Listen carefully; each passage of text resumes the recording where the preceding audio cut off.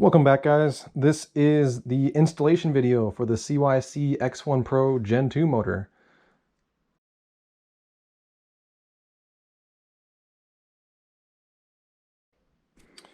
Okay, so out of the box, the bottom bracket comes with the crank arms attached to it. It's pretty self-explanatory. You just undo these two guys and the crank arms pop right off. Next up, you're going to want to remove the internal cap on the bottom bracket. This is going to be on the non-drive side. Really easy to tell the drive from the non-drive side because the non-drive side has the torque sensing cable that comes out of it. Stick this guy in here, and I already loosened this. However, it was pretty tight from the factory, so if you can't get it off, stick a crank arm on this side to hold the axle to keep it from spinning, and you'll be able to pop that off, no problem. And once you have the cap off, two halves pop right apart. So don't worry about keeping track of these too much. Again, it's pretty easy to tell because the torque sensing cable comes out of one side and the bearing diameters are different. So even if you put them on wrong, you'll know it right away. Next up, we are going to want to do a little bit of cleaning on the bottom bracket threads. Inside here, if there's any kind of gunk, it's going to make it really hard to thread, and the potential to strip out some of the threads on your CYC bottom bracket, it's pretty easy to do.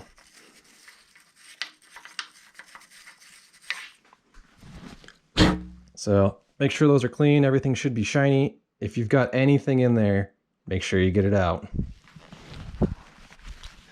Go ahead and grab the drive side bottom bracket cup, and we're going to mount this motor.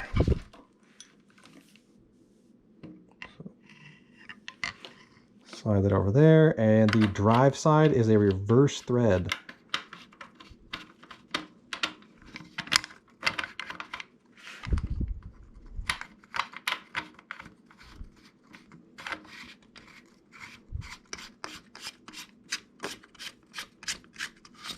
So once you get that going, tighten it 90% of the way, but you're going to want to leave room so that you can still rotate the motor freely. Go grab another spacer, and then grab the other bottom bracket half. This is the non-drive side. Make sure you've got whatever spacers you need in the space that they need to be.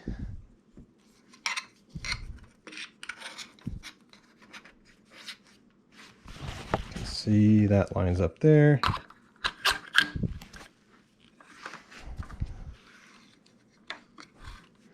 The non-drive side is regular thread, so that means clockwise will tighten it. And if you did a good job cleaning all your threads out, this should be able to be threaded by hand most of the way.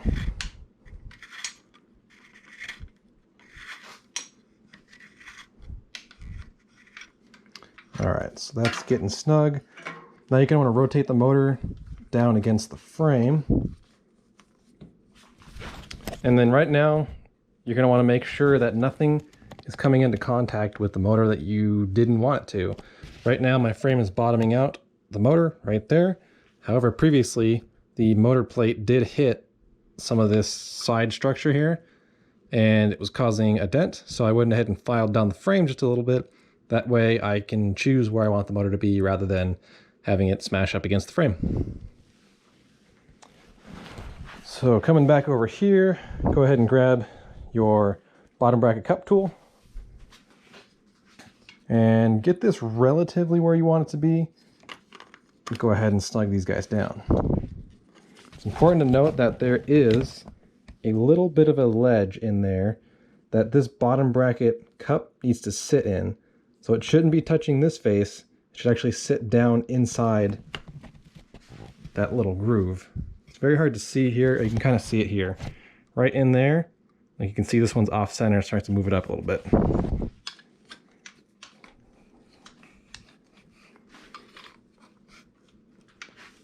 Another good view right here, you can see this gap should not be there. So let me go ahead and adjust that and we'll get back at it. I just realized that I never filmed how to install the motor mount bracket.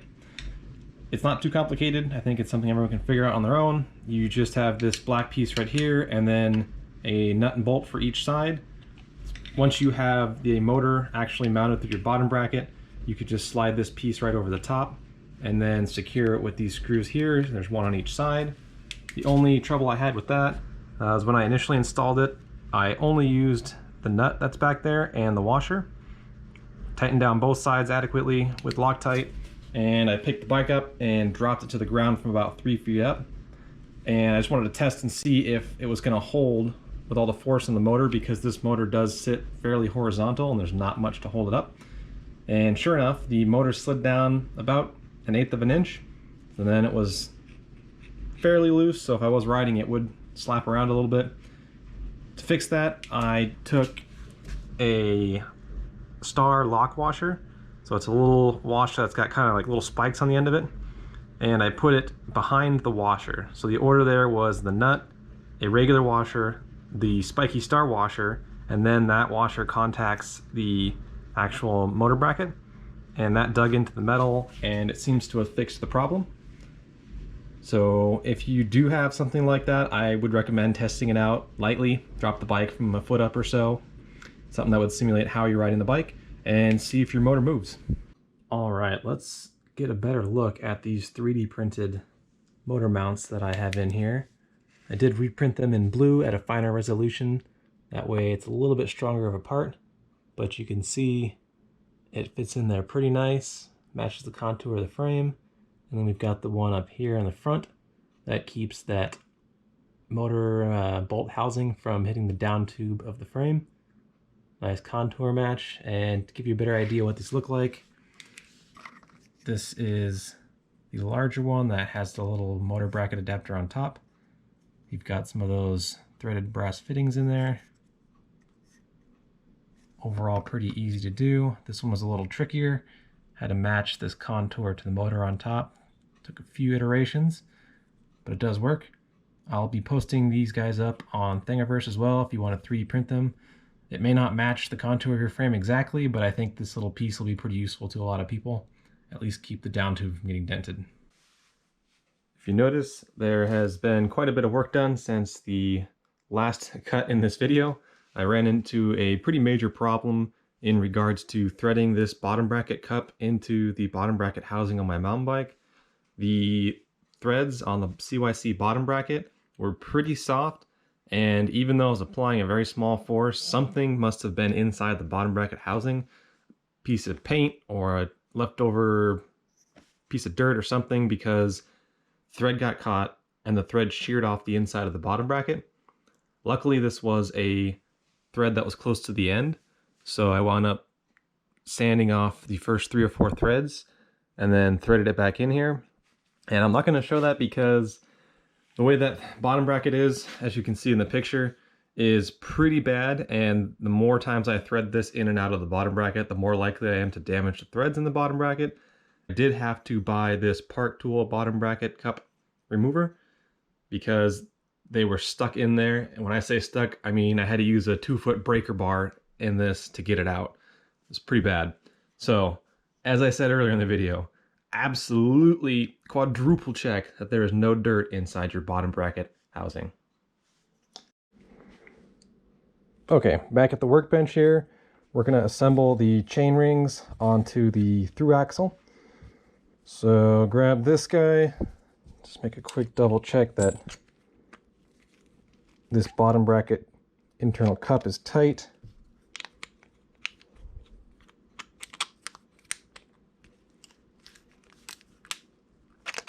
All right, that guy's pretty snug.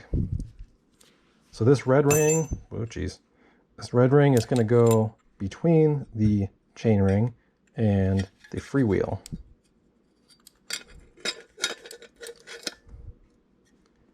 And you can see all the holes do line up. There's a couple different hole patterns in here, but one is threaded and one is not. So make sure you're trying to put the bolt in the threaded one, because it'll be pretty difficult otherwise. As always, Loctite time.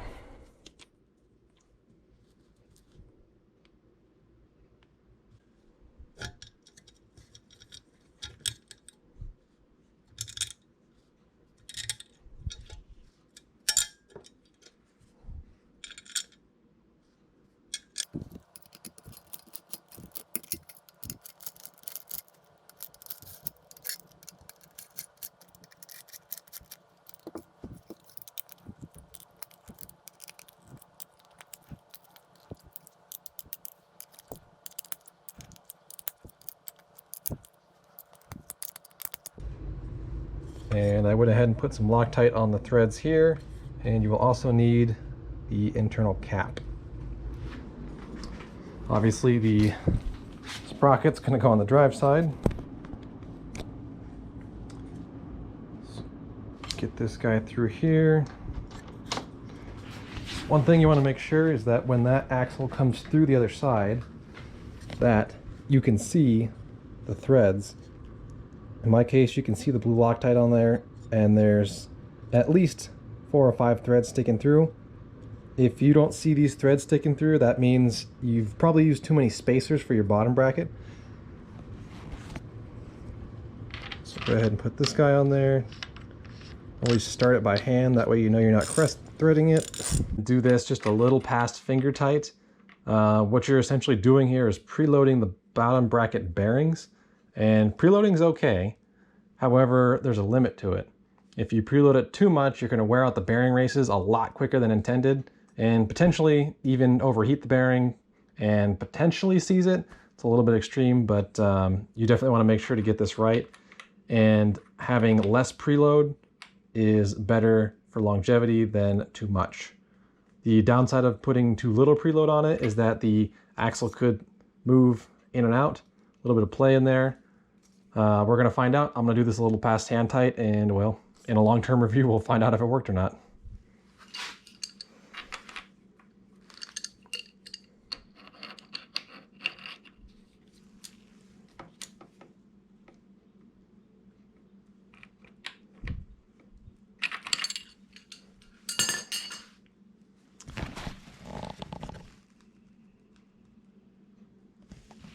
All right, once you got that tightened up, go ahead and grab your crank arm, screw your pedals on, and make sure you put this 180 degrees from the other crank.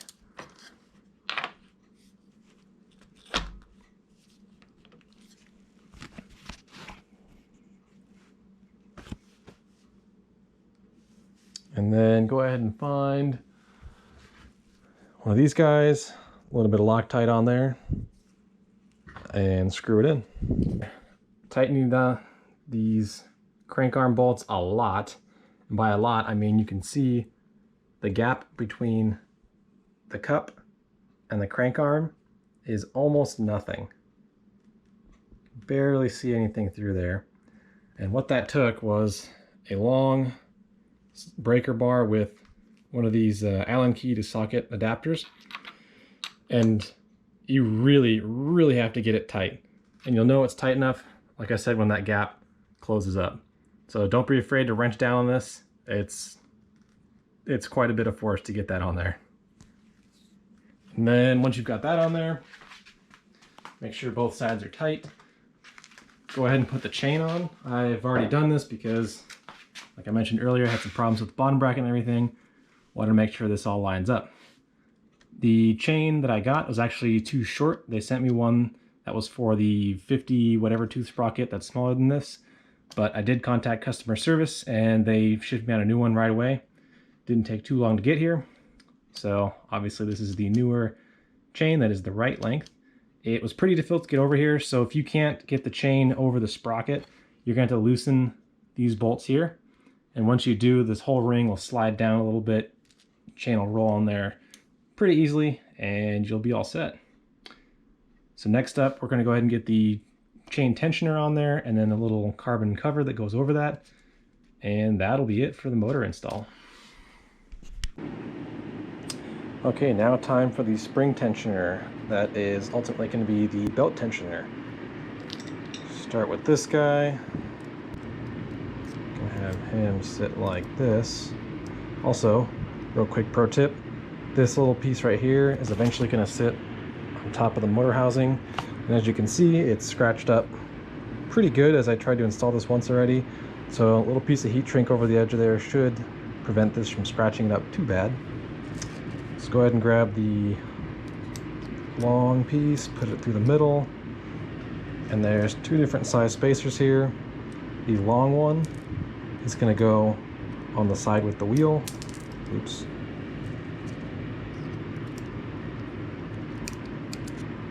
And the short one goes on the side with the nut.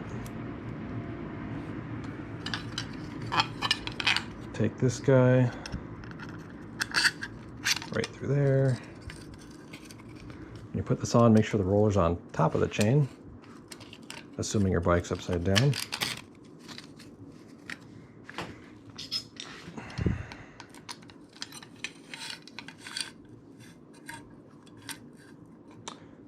So get that a few threads in. Grab a pair of needle nose pliers.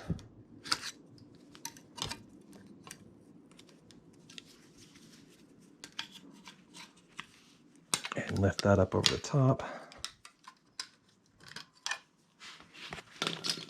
And then make sure this little guy down here is going to fit inside the hole.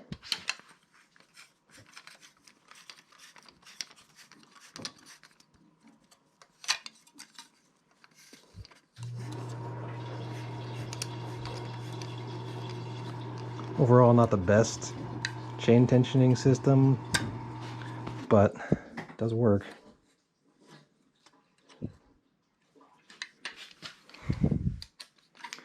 If you got that all tied up, go ahead and put in the rest of the bolts. Just make sure to note that the Phillips ones do go in these two particular spots.